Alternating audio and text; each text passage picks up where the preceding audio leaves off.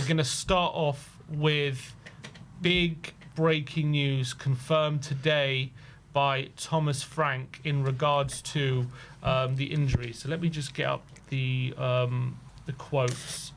For Ali Gold's just been reporting now. So he's got some injury updates. What's the first feed? You're not going to be happy with this, Brian. Here we go. So first of all, Lucas Bergvall is being assessed today and we'll know more later today with him. Rodrigo Bentancur, same with him. However, Rodrigo is a hamstring injury. It looks like a bigger one, and we don't know the extent yet. So that's not good news. Now buckle up, Brian. Mohamed Kudus is a bigger one. It's to the tendon and the quad, and we don't expect him back until the March international break. March international break. He also then goes on to say, with Dejan Kulusevski, we know it's a complicated injury. If anyone can come back quicker, it's Deki. The most important thing is to remove the pain in the knee, and he's got an injection 10 days ago, and we'll know more in 3 to 4 weeks whether he has settled and he can get back on the grass. So headline news, Mohamed Kudus out till the March international break. So what was that, 2 months' time, essentially, he is out till. That is a massive, massive blow for Tottenham Hotspur. Absolute disaster. We heard the other day the injury was worse than first feared when it comes to Mohamed Kudus. He went off. Obviously, he's been overplayed this season. He started 27 of our 30 games this season. Not only that, he's also been such a massive part of our game. You can see we just use him every time we have the ball. It's like aim for Kudus, aim for Kudus, get him dribbling past 2-3 players. That now options off the table, but. Mohamed Kudus out for 2 months. Brian, what's your reaction to that? So let's just go down the Kudus line to begin with. Then we go on to Bergvall and Bentancur. So Tottenham Hotspur sell Brennan Johnson. Yep. Whether you think it was the right move or the wrong move on January 1st. On January 1st, listen, I still stand by. I think this is kind of what I want to see from Spurs with players that they can get decent money for, get them out, but obviously have a replacement ready. Or have the replacement in before you sell the player. Kudus out for 2 to 3 months. And Kulusevski has had an injection, and we won't find out the recovery till after the window is shut. Yet still no urgency to sign a right winger. Just to be clear, also the March international break is 22nd of March, so that's actually more like 2.5 months than 2 months. So close. Well, we're January. We're January 8th now, so about February, March. About. No, because it's later. Yeah. He's not going to be back. Actually, that international break ends on the 30th of March. Oh no, sorry, I'm looking at the wrong one. Yeah, sorry, 23rd to the 31st. So that international break doesn't end till the 31st of March. Actually, he's not back till April. Mate, it's like I said, we sold 1, 2 injured, one's having an injection, and we'll find out in 3 to 4 weeks. Someone said just round up to 6 months and we're done with it. Whoever said it was Tango. Big up Tango. Tango, you're spot on. Listen, it's you would think this club now, or any football club in world football, with this kind of concern to its right wing, would address the situation immediately. Yet there is absolutely crickets once again. Bentancur.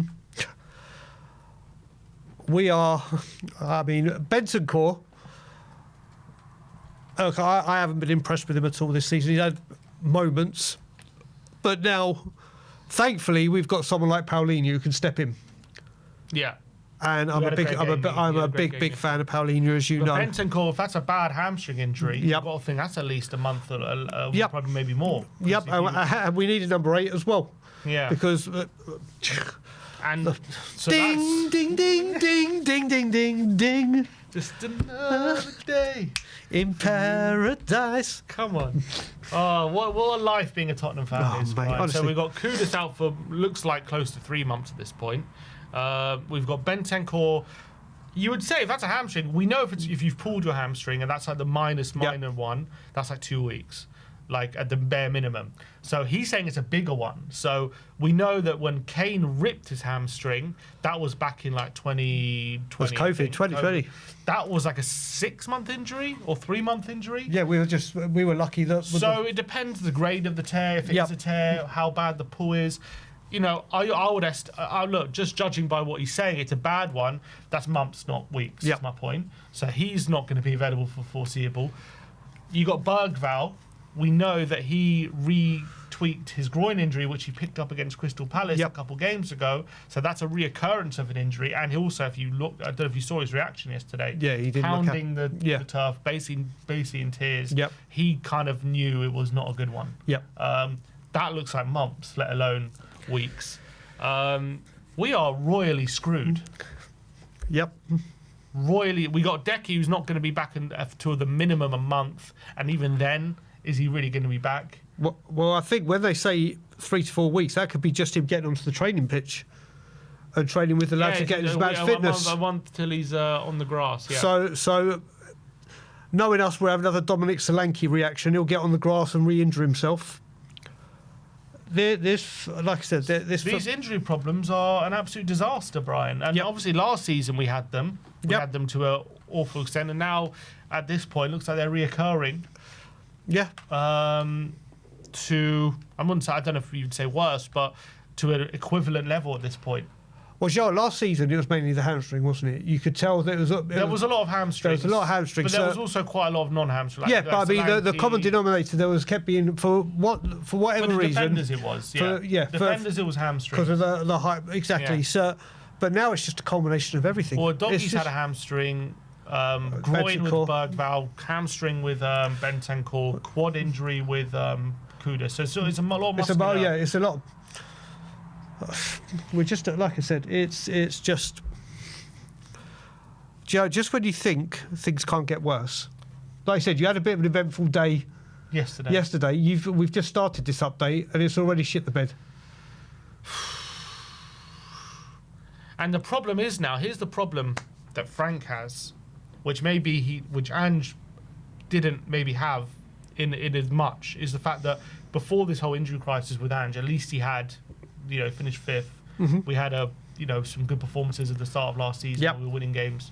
So we had a little bit of this is what I can do when the players are fit. Yep. And, if you ride with me through this injury crisis, it'll get better. And obviously he went on to win the trophy.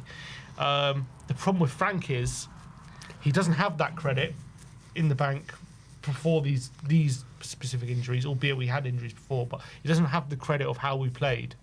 We now have these injuries, so it's hard for me to expect him to get better results with these injuries now. Yep. Because of what teams are we going to be putting out? It's going to be tough for Frank now. Very.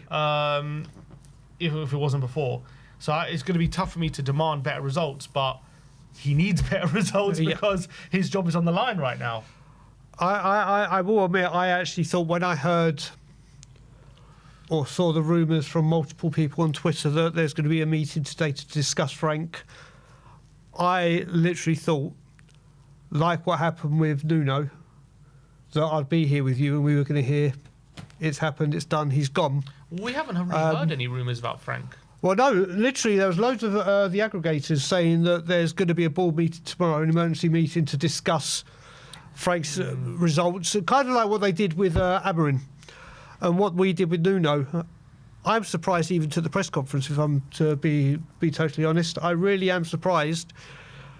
And I'm going to that Aston Villa game and I can only imagine what the atmosphere is going to be like. And especially if we go down a goal early. What can we do? What can we do? So, I mean, we needed the whole thing is a consequence of ourselves. When I'm specifically talking about Kudus here, I think to be fair, you could definitely argue recently Bentancur has been a bit overplayed because he's really avoided Paulinho for a lot of the games. So Bentancur has been like his most trusted guy this season. But anyway, I'm not going to criticise him really for Bentancur being injured, albeit he's injured on a hamstring. But for me, the whole not necessarily Frank, but with Kudus, we've played him 27 of our 30 games this season. We've then known that we've needed signings going into January. Yep. This is we've heard from months and months and months, Tottenham are going to target a left winger, we're going to target whatever, right? So we've known that we've needed attacking options leading up to January. We should have these deals in place, whatever, that we're going for. January 1st starts, and we sell. No, we don't bring anyone. We sell Brennan, who's one of our players who's has an ability to step in now if we need be, and we know he can get goals. I'm not saying he's the best player in the world, but he can play. And we saw last season he's got an ability to get goals, so he could be a valuable asset to us. We sell him, who's our backup to Kudus, right? So we're even forced to play him even more now. Yep. And then within a week, after overplaying him the whole season, selling his backup, he now gets injured. Yep. How is that not absolute craziness from everyone involved at this football club? How they've let it get to this situation where we got to a situation yesterday. We were playing Bergvall right wing. He's now injured, so we now have no right winger. We now have a left wing, which the club are not convinced of because they're chopping and changing that position. Albeit Tell played well yesterday, but that's one game. So we have a left wing that we were not convinced of. We have a strike force, which we have one guy who hasn't got a Premier League goal, one guy who's been out for 6 months, and Richarlison. How do we navigate this month where we've got FA Cup on Saturday, we've got 2 Champions League games, we've got a bunch of Premier League games as well. We apart from next week, where we've got a free week after the FA Cup, we have 2 games a week again. We have before the end of the month, we've got 1, 2, 3, 4, 5 games in all competitions. Albeit 2 games are West Ham and Burnley, but still, I wouldn't say that. You know exactly. Right now, we didn't even beat Wolves. You know what I mean? Yep. You know what? In February, you've seen our fixtures in February. Unfortunately. Man City home, Man United away, Newcastle at home, Arsenal at home, Fulham away. That's our February. I'm sure there'll be an FA Cup game in there as well if we're in it. I'm not so sure there'll be an FA Cup game. But, so February is a disaster whether we have a full team or not. January is now going to be super difficult to manage with another 5 games before the end of the month. Yep. 1, 2, 3, 4, 5. Yeah, 5 games. We've just lost a team who were winless in 11. We're now in the midst of what you would say is definitely an injury crisis. I would say before we had injury troubles, now it's a full-on crisis. Is that fair to say? Yeah. Or would you be saying it's a crisis throughout the whole season? I wouldn't say it's a crisis for the whole season. I think it's a crisis now, though. Yeah, but like you said, it's gross negligence from the people at the top, the director of football, the board. Like I said, with Kudus, you're right, Frank has completely overplayed him. But I wouldn't say this is just a Frank thing. This is a Tottenham thing. Look at Pedro Porro. Yep, he's an injury waiting to happen. Pedro Porro, since he's been here, has been the most paid player by a country mile. To be fair, Bentancur has started 29 of our 32 games this season. So, and Bentancur, like I said, I don't think he's the answer. I think he's very, very patchy. When he's good, he's great. When he's not great, he's null and void. But yeah, when you look at this right wing situation, if you knew you were weak and you've only got Kudus to rely on, and Johnson as backup whilst you're waiting for Kulusevski, and then you sell Johnson, you should have been right. We're already weaker. We need that. That area needs to be addressed. The left wing, you're right, needs to be addressed. But you know what? There is cover there. There is a lot of... At least we have players now. Yeah, we actually don't have a right wing now. Exactly. There are players there. From the emergency as a left wing, we're desperate for a left winger. Now it's like we don't even have a right winger for the next 3 months. This is the planning of this football club. It's bananas. This is the planning of the football club. How have we let go of Johnson? Then you go to it and you go to look at it, and where I feel sorry for Pedro Porro, who I love to bits. Pedro Porro gets overplayed all the time, regardless. But then you're looking, you've got Jed Spencer can play there, then you've got Destiny. And obviously we didn't get a left back. Ben Davies was great against Sunderland. But can he do that consistently? I don't think so. But I do think he gave a very, very good account of himself and everything. But now Destiny, who is injury prone, gets injured, and now Spence has to be the left back. Yeah. And with Spence having to be the left back, means Porro has to be the right back, unless you either start Ben Davies every game, which I can't see him doing, or you move Van der Ven out and you put, which he's not going to do, and put that. But how can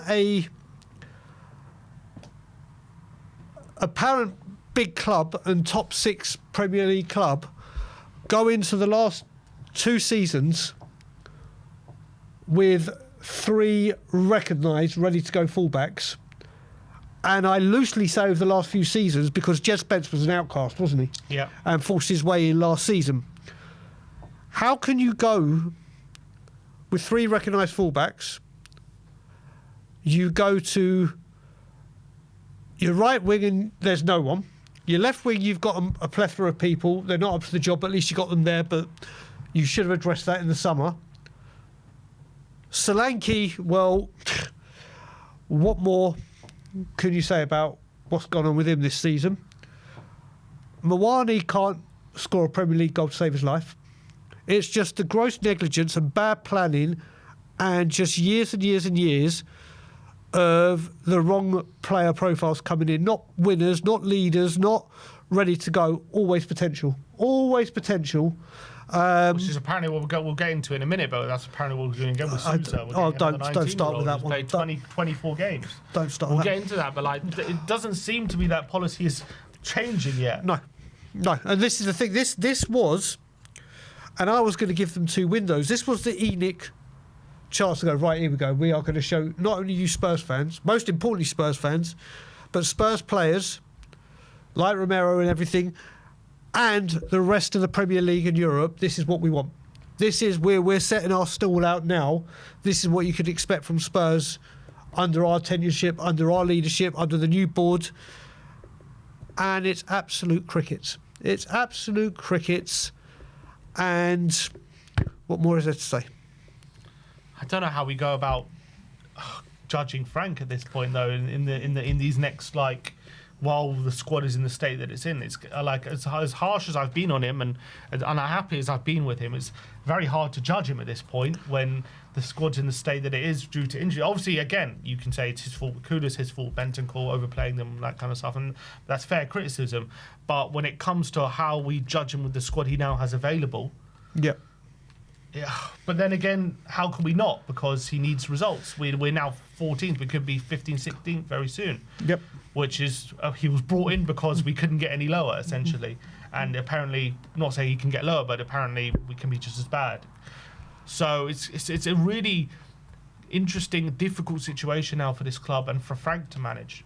Can he survive this? Does he need to still get results, or is there going to be an understanding with these injuries, do you think? I've got to stay true to myself, and I turned on Ange after the Arsenal game in January last year, and after 18 months I turned him, and I judged him even during an injury crisis and during that, and I said these were my reasons for doing it. Now I cannot then say, I'm going to give Frank the benefit of the doubt because players are injured. It's been a bad run. Ange had to go through that.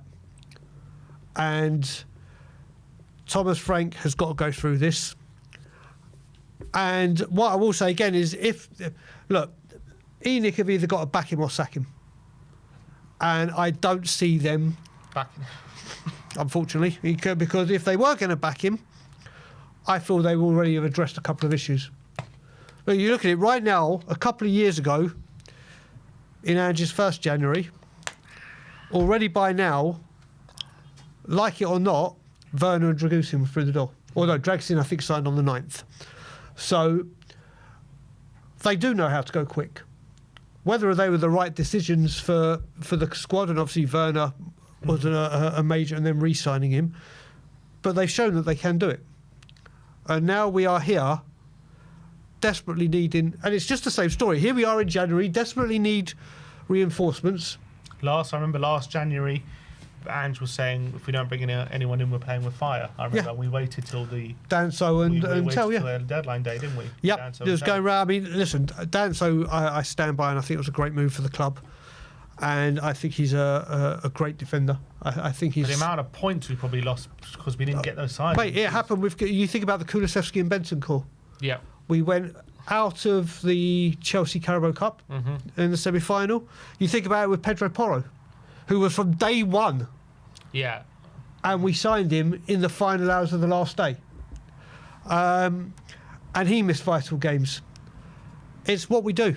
I've got to sound like Conte there. It's the history of the Tottenham. The history of the Tottenham. The history of the Tottenham. Well, that's the injury news, and that is absolutely devastating. Just to recap, Kudus out for 2.5 months, basically 3 when you think about it, because he ain't going to be available to April, because he said out to March international break. Bentancur has a bad hamstring injury, which looks like months, not weeks. Bergvall is being assessed today. We don't know the extent, but that doesn't look like a good one either. And who's the other one? The other one is Decky, is going to be hopefully back on the grass in a month's time. After injection. But we don't know for sure. So I don't think today's injury update could have gone much worse, unless we get the confirmation about Bergvall. Or they say Van der Ven's picked up a hamstring in training. God, don't even start. Let's just hope Doggy's back as soon as possible. Let's hope Solanke can start helping out soon, because he's not far off, I don't think. But Nobody's close. Absolute disaster. Yeah. That's the injury update.